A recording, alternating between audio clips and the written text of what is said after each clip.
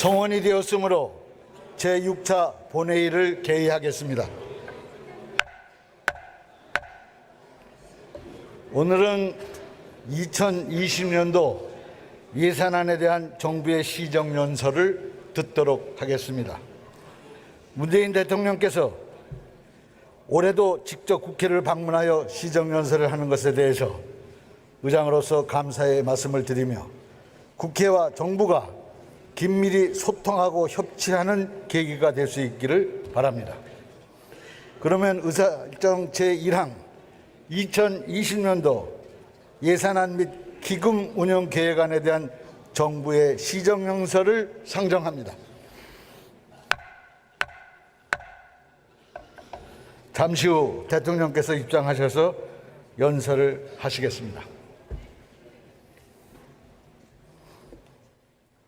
지금 대통령께서 본회의장에 입장하고 계십니다.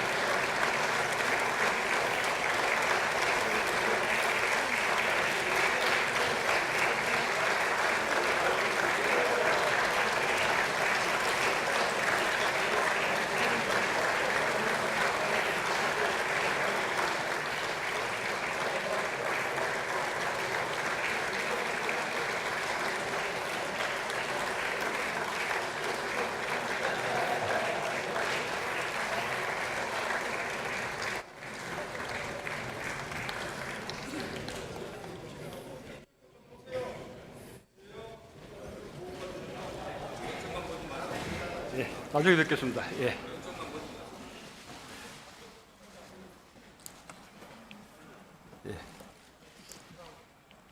존경하는 국민 여러분, 국회의장과 국회의원 여러분, 저는 오늘 지난 2년 반 동안의 재정운영 성과와 2020년도 예산안을 국민과 국회에 설명드리고 협조를 부탁드리고자 합니다.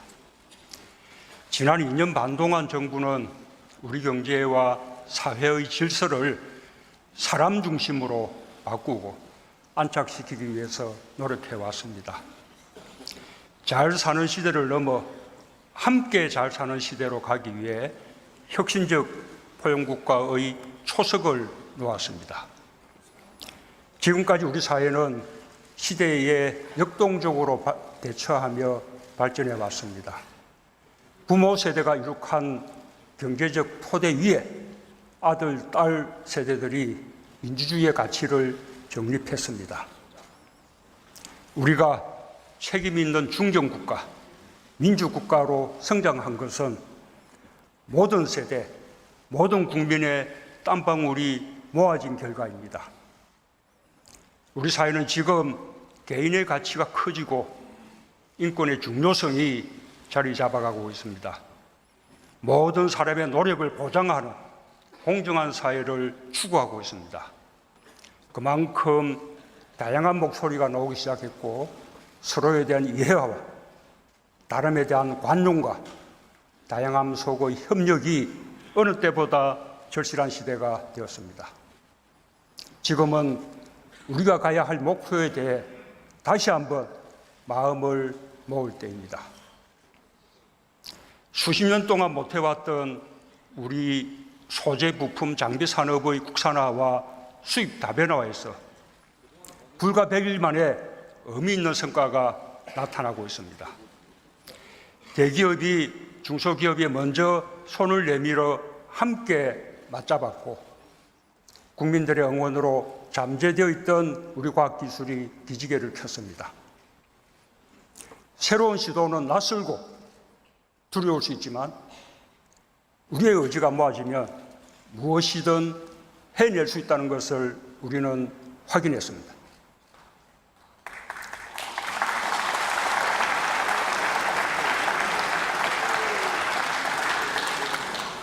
이제 우리 정부 남은 2년 반을 준비해야 할 시점입니다. 혁신적이고 포용적이고 공정하고 평화적인 경제로 함께 잘 사는 나라를 만드는 것이 우리가 가야 할 길이라고 믿습니다. 이러한 방향으로 마련한 내년도 예산안에 대해 국회가 함께 지혜를 모아주시기 바랍니다. 존경하는 국민 여러분, 의원 여러분, 재정의 과감한 역할이 어느 때보다 요구됩니다. 저성장과 양극화, 일자리, 저출산 고령화 등 우리 사회의 구조적 문제 해결에 재정이 앞장서야 합니다. 미중 무역 분쟁과 고무역주의 확산으로 세계 경제가 빠르게 악화되고 무역 의존도가 높은 우리 경제도 엄중한 상황을 맞고 있습니다. 재정이 적극적인 역할을 하여 대외 충격의 파고를 막는 방파제 역할을 해야 합니다. 나아가서 우리 경제의 활력을 살리는 마중물 역할을 해야 합니다. 재정 건전성을 우려하는 분도 계십니다. 우리가 계속해서 관심을 가지고 중요하게 여겨야 할 점입니다. 하지만 대한민국의 재정과 경제력은 더 많은 국민이 더 높은 삶의 질을 누릴 수 있도록 하는데 충분할 정도로 성장했고 매우 건전합니다. 정부 예산안대로 해도 내년도 국가 채무 비율은 GDP 대비 40%를 넘지 않습니다. OECD 평균 110%에 비해 비교할 수 없을 만큼 낮은 수준이고 재정 건전성 면에서 최상위 수준입니다. 최근 IMF는 올해 세계 경제 성장률이 2009년 글로벌 금융위기 이후 최저를 기록할 것이라고 전망하면서 세계적 경기 화강을 극복하기 위해 재정 지출을 과감하게 늘리라고 각 나라에 권고했습니다. 특히 독일과 네덜란드와 우리나라를 재정 여력이 충분해서 재정 확대로 경기에 대응할 수 있는 나라로 지목했습니다. 세계 경제 포럼의 국가 경쟁력 평가에서도 한국은 141개국 가운데 13위를 기록했습니다. 2016년 26위에서 크게 올라갔고 우리 정부 출범 이후 2017년부터 올해까지 3년간 연속해서 17위, 15위, 13위로 상승하고 있습니다. 특히 우리는 거시경제 안정성과 정보통신 분야에서 2년 연속 1위를 차지했습니다.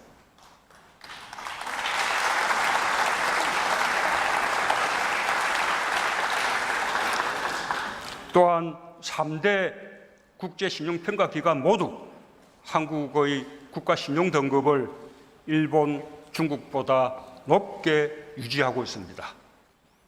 우리 경제의 견실함은 우리 자신들보다도 오히려 세계에서 높이 평가하고 있는 것입니다. 우리 정부는 최근 2년간 세수 호조로 국채 발행 규모를 당초 계획보다 28조 원 축소하여 재정 여력을 비축했습니다. 내년도 적자 국채 발행 한도를 26조 원 늘리는 것도 이미 비축한 재정 여력의 범위 아니라는 말씀을 드립니다. 지난 2년 반 동안 재정의 많은 역할로 혁신적 포용국가의 초석을 놓았습니다. 재정이 마중물이 되었고 민간이 확산시켰습니다. 그러나 이제 겨우 정책의 성과가 나타나기 시작했을 뿐입니다. 우리 경제가 대외 파고를 넘어 활력을 되찾고 국민들께서도 삶이 나아졌다고 체감할 때까지 재정의 역할은 계속되어야 합니다. 우리가 지금 제대로 대응하지 않으면 머지않은 미래에 더 큰 비용을 치르게 될 것입니다. 내년도 확장 예산이 선택이 아닌 필수인 이유입니다.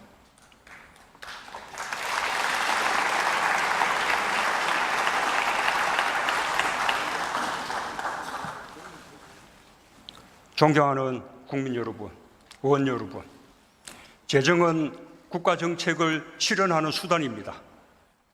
특히 예산안과 세법 개정안에는 우리 사회가 가야 할 방향과 목표가 담겨 있습니다. 내년도 예산안과 세법 개정안에는 더욱 활력 있는 경제를 위한 혁신, 더 따뜻한 사회를 위한 포용, 더 정의로운 나라를 위한 공정, 더 밝은 미래를 위한 평화, 4가지 목표가 담겨 있습니다. 이를 위해 정부는 총 지출을 올해보다 9.3% 늘어난 513조 5천억 원 규모로, 총 수입은 1.2% 늘어난 482조 원으로 편성했습니다. 첫째, 우리 경제의 혁신의 힘을 키우는 재정입니다. 4차 산업혁명 시대 혁신의 힘은 땅속에 매장된 유전보다 가치가 큽니다. 혁신 역량이 곧 국가 경쟁력의 핵심입니다. 창의를 북돋고 도전을 응원하며 실패를 두려워하지 않는 열정에 의해 미래의 성장 동력이 만들어집니다. 전 세계가 혁신의 힘을 키우기 위해 총성 없는 전쟁을 치르고 있는 것도 이 때문입니다. 지난 2년 반 동안 정부는 혁신을 응원하는 창업 국가를 국정과제로 삼고 신성장 산업 전략, 제2벤처붐 확산 전략, 수소경제 로드맵, 혁신금융 비전 등을 추진하며 혁신 역량을 키우기 위해 투자해왔습니다. 그 결과 혁신의 힘이 살아나고 있습니다. 지난해 신규 벤처 투자가 사상 최대치인 3조 4천억 원에 달했고 올해도 4조 원에 이를 것으로 예상됩니다. 신설법인 수도 지난해 10만 개를 돌파했고 올해 더 늘고 있습니다. 유니콘 기업 수도 2016년 2개에서 올해 9개로 늘어 세계 6위를 기록했습니다. 새로운 도전을 향한 혁신의 분위기가 확산되고 있습니다.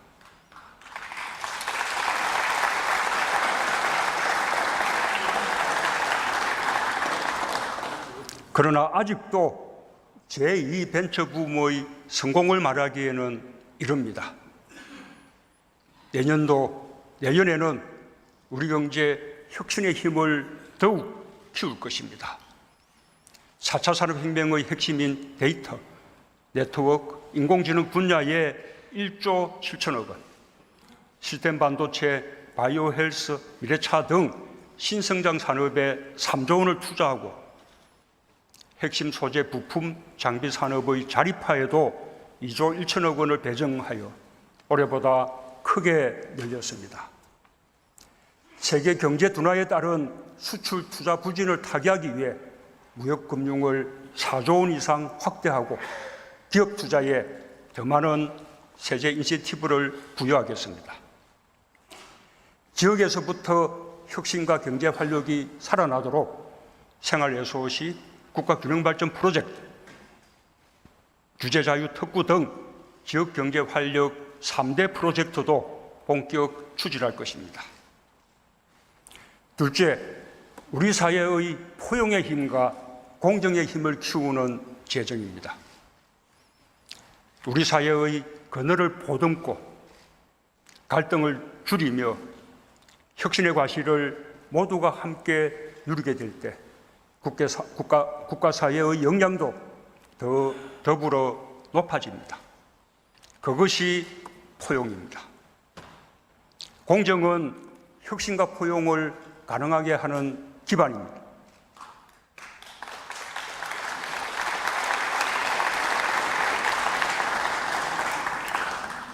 정부는 취약계층에 대한 사회안전망을 강화하고 청년, 여성, 신중년에 대한 맞춤형 일자리를 확대하는 등 포용국가 기반을 마련하는 데 아낌없이 투자해왔습니다. 그 결과 포용의 힘이 곳곳에 닿고 있습니다. 먼저 소득 여건이 개선되고 있습니다. 올해 2분기 가계소득과 근로소득 모두 최근 5년 사이에 가장 높은 증가율을 보였습니다.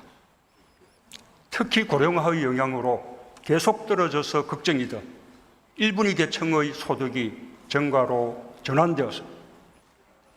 근로장려금 확대 등의 정책 효과로 1분위와 2분위 계층의 소득이 더욱 개선되기를 기대합니다. 일자리도 회복세를 지속하고 있습니다. 올해 9월까지의 평균 고용률이 66.7%로 역대 최고 수준이고 청년 고용률도 12년 만에 최고치를 보였습니다.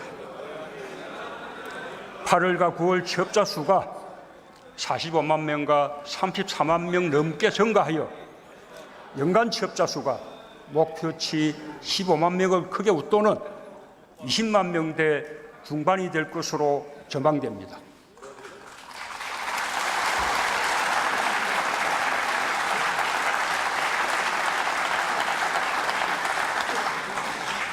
상용직 비중도 올해 평균 69.5%로 최고치를 기록했고 고용보험 가입자도 50만 명 이상 늘어 일자리의 질도 개선되고 있습니다. 그러나 아직도 더 많은 노력이 필요합니다. 일자리의 질이 더 좋아져야 하고 제조업과 40대의 고용 하락을 막아야 합니다. 우리 사회의 포용의 힘과 공정의 힘을 더욱 키워야 합니다. 먼저 사회 안전망을 더욱 촘촘히 보강하겠습니다. 기초생활보장제도의 사각지대를 줄여 7만 9천 가구가 추가로 기초생활보장의 혜택을 받고 고용보험을 받지 못하는 구직자 20만 명에게 한국형 실업 부조로 구직촉진수당과 취업지원 서비스를 지원하는 국민취업지원제도를 본격 시행하겠습니다. 교육의 공정성과 포용성을 높이기 위해 올해 고3부터 시작한 고교 무상교육을 내년에는 고2까지 확대하고 내후년에는 전 학년에 적용하여 고교 무상교육을 완성하겠습니다.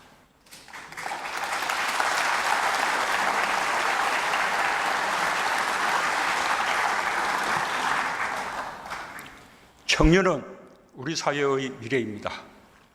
청년 임대주택 2만 9천 호를 공급하고 청년청 추가고용장려금과 청년 내일 체험 공제를 더욱 확대하겠습니다.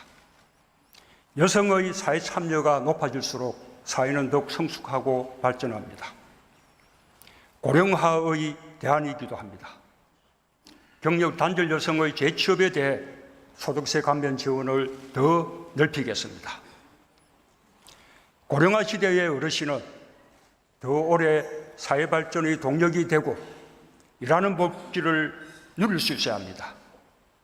어르신들의 좋은 일자리를 위해 더 많은 재정을 투입하겠습니다. 공익형 등 어르신 일자리도 13만 개 더해 74만 개로 늘리고 기간도 연장하겠습니다. 재정으로 단시간 일자리를 만든다는 비판이 있지만 일하는 복지가 더 낫다는 데는 의문의 여지가 없을 것입니다. 그와 함께 내년부터 저소득층 어르신 157만 명에 대해 추가로 기초연금을 30만 원으로 인상하겠습니다.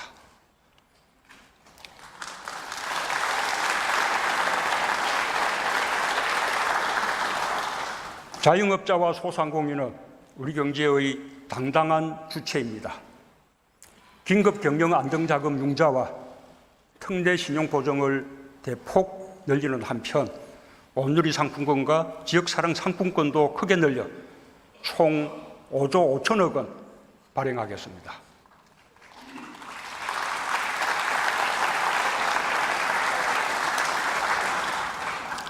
셋째, 우리 미래 평화의 힘을 키우는 재정입니다.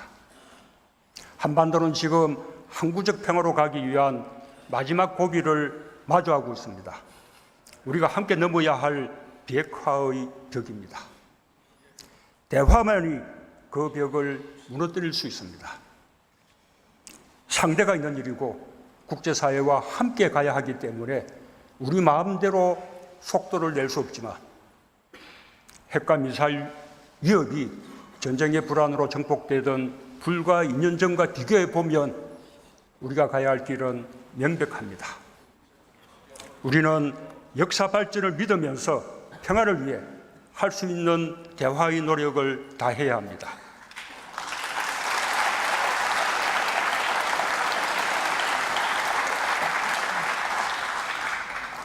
우리의 운명을 남에게 맡기지 않고 우리 스스로 결정하기 위해 반드시 필요한 것이 강한 안보입니다.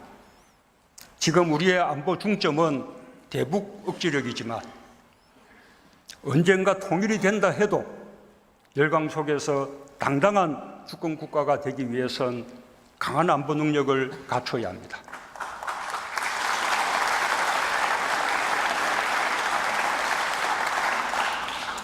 국방비를 내년 예산에 50조 원 이상으로 책정했습니다. 차세대 국산 잠수함, 정찰 위성 등 핵심 방어 체계를 보강하는 한편 병사 월급을 병장 기준으로 41만 원에서 54만 원으로 33% 인상의 국방 의무를 보상하겠습니다.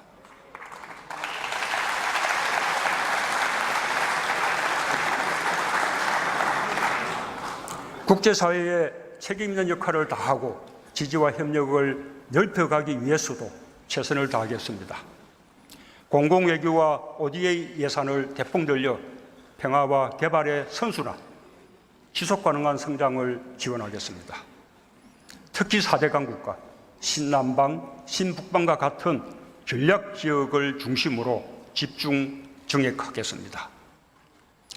한반도의 평화가 정착되면 우리 경제는 새로운 기회를 맞게 될 것입니다. 남북 간 철도와 도로를 연결하고 경제, 문화, 인적 교류를 더욱 확대하는 등 한반도 평화와 경제 협력이 선순환하는 평화경제 기반 구축에도 힘쓰겠습니다. 북한의 밝은 미래도 그 토대 위에서만 가능할 것입니다. 북한의 호응을 촉구합니다.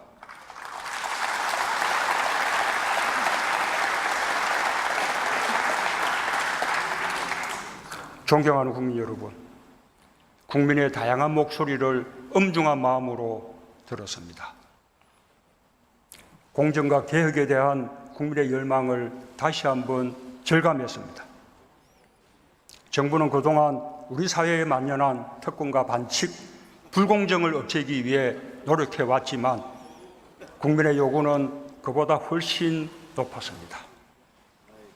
국민의 요구는 제도에 내재된 합법적인 불공정과 특권까지 근본적으로 바꿔내자는 것이었습니다.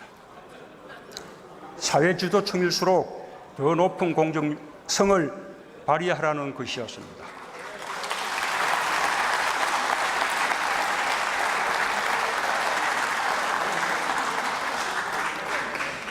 대통령으로서 무거운 책임감을 갖겠습니다.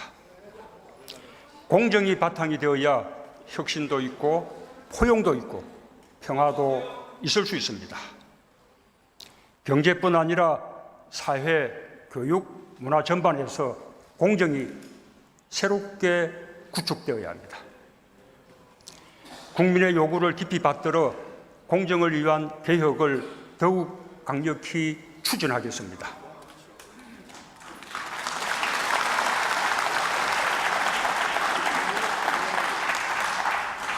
공정사회를 향한 반부패 정책 협의회를 중심으로 공정이 우리 사회에 뿌리 내리도록 새로운 각오로 임할 것입니다. 공정경제는 혁신적 포용국가의 핵심 기반입니다. 그동안 가벌 문제 해소로 거래 관행이 개선되고 기업 지배구조 개선과 골목상권 보호 등 상생 협력을 이뤘지만 여전히 부족합니다. 상부부가 공정거래법, 하도급 거래공정화법, 금융소비자보호법 등 공정경제 관련 법안 통과에 힘쓰며 현장에서 공정경제의 성과가 체감되도록 더욱 노력하겠습니다.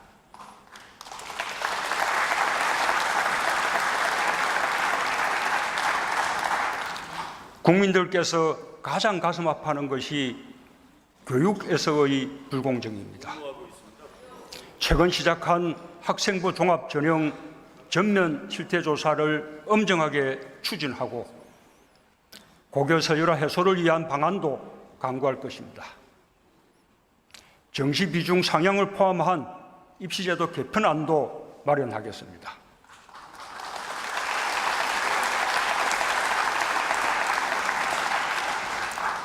채용과 관련해서는 공공기관 채용 실태 조사와 감사원 감사를 진행했고 공공기관 블라인드 채용과 정규직 전환 등을 통해 공정채용과 채용비리 건절을 추진하고 있습니다. 앞으로 채용비리가 완전히 사라질 때까지 강도 높은 조사와 함께 엄정한 조치를 취하고 피해자를 구제하면서 지속적으로 제도 개선을 추진하겠습니다.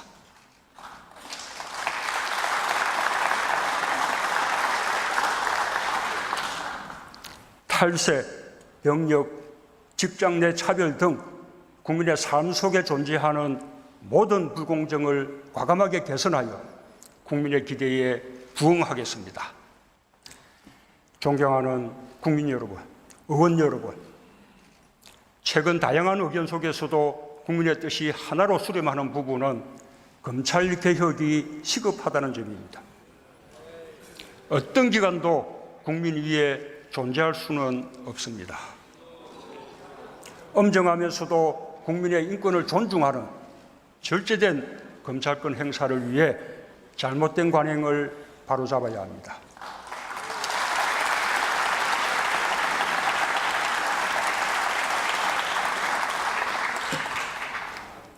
지난주 정부는 법 개정 없이 정부가 할 수 있는 검찰개혁 방안을 국민께 이미 보고드렸습니다.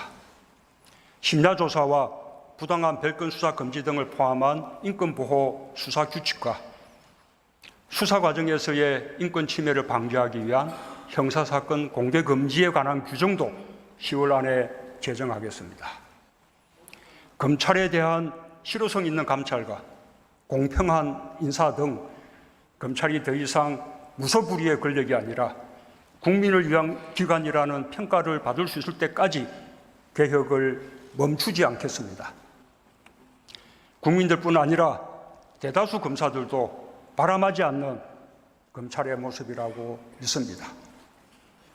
국회도 검찰 개혁을 위해 가장 중요한 역할을 맡아주시기 바랍니다. 공수처법과 수사권 조정 법안 등 검찰 개혁과 관련된 법안들을 조속히 처리해 주시길 당부드립니다.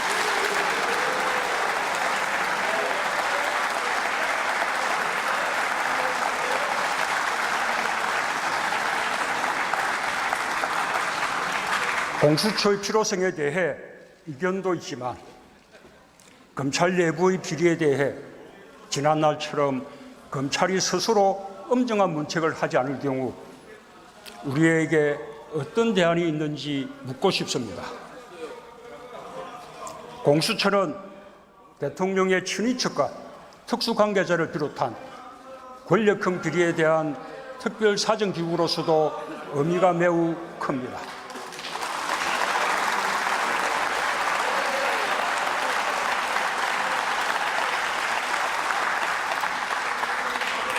권력형 비리에 대한 엄정한 사정 기능이 있었다면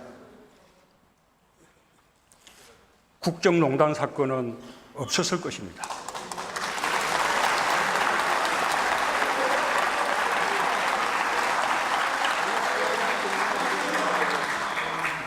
공수처법은 우리 정부부터 시작해서 고위공직자들을 더 긴장시키고 보다 청렴하고 건강하게 만드는 역할을 하게 될 것입니다.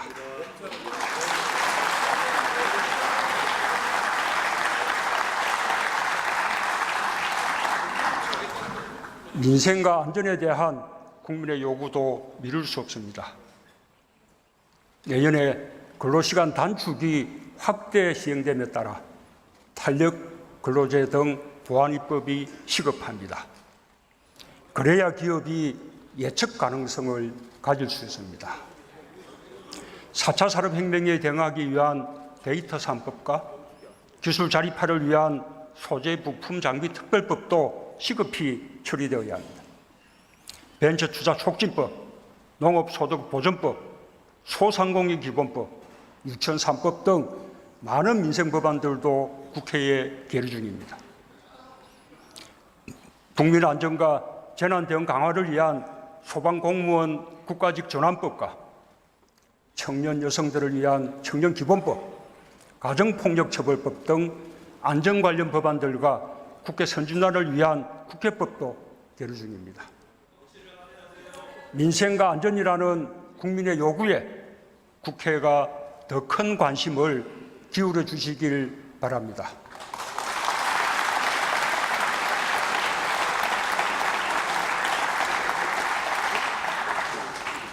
최근 야당에서 입시제도, 공공기관 채용, 승진, 낙하산 인사, 노조의 고용세습, 병력, 납세제도 개혁, 대중소기업 공정거래, 비정규직의 정규직 전환, 부동산 문제 해결 등 공정과 관련한 다양한 의제를 제시했습니다. 여야 정이 마주 앉아 함께 논의하면 충분히 성과를 낼 수 있는 부분이 많습니다. 국회의 입법 없이는 민생 정책들이 국민의 삶 속으로 스며들 수 없습니다. 특히 국민 통합을 위해서라도 얽힌 국정의 실타래를 풀기 위해 여야정 국정상설협의체를 약속대로 가동하고 여야 정당 대표들과의 회동도 활성화하여 협치를 복원하고 20대 국회 유종의 미를 거두게 되길 바랍니다.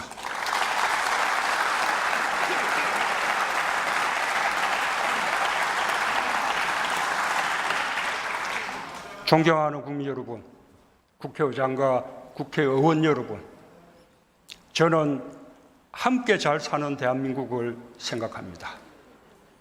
우리 모두가 함께 노력해 이뤄낸 성과를 더욱 발전시켜 나가야 합니다. 보수적인 생각과 진보적인 생각이 실용적으로 조화를 이루어야 새로운 시대로 갈 수 있을 것입니다.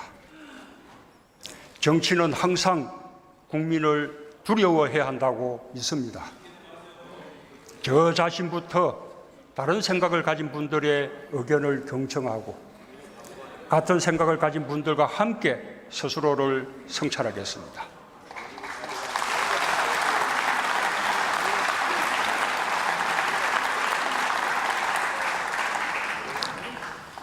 과거의 가치와 이념이 더 이상 통하지 않는 시대가 되었습니다. 어떤 일은 과감하게 밀어붙여야 하고 아쉽지만 다음으로 미루거나 속도를 조절해야 할 일도 있습니다. 제때에 맞는 판단을 위해 함께 의논하고 협력해야 합니다. 더 많이, 더 자주 국민의 소리를 듣고 국회와 함께 하고 싶습니다.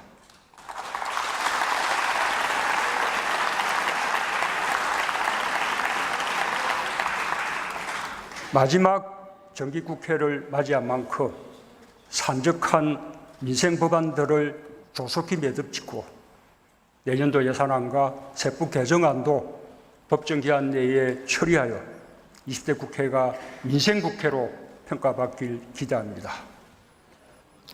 혁신의 힘, 포용의 힘, 공정의 힘, 평화의 힘을 키우고 함께 잘 사는 나라, 아무도 흔들 수 없는 강한 경제가 민의의 전당 국회에서부터 실현되길 희망합니다.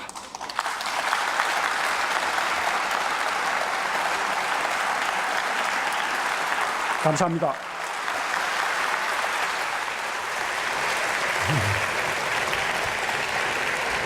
잘하셨어요.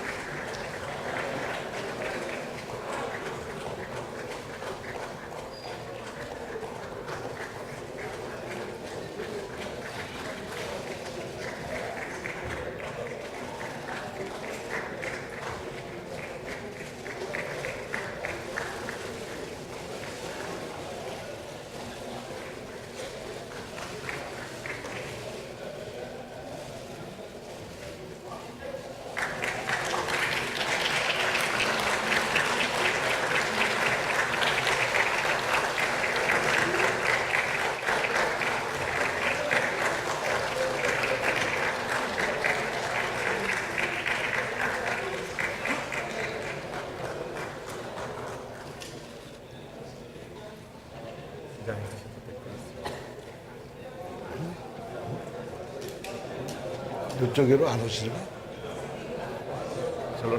바로 절로 나가셨습니다. 나가셨어요? 예. 오늘 회의는 이것으로 마치겠습니다. 찬회를 선포합니다.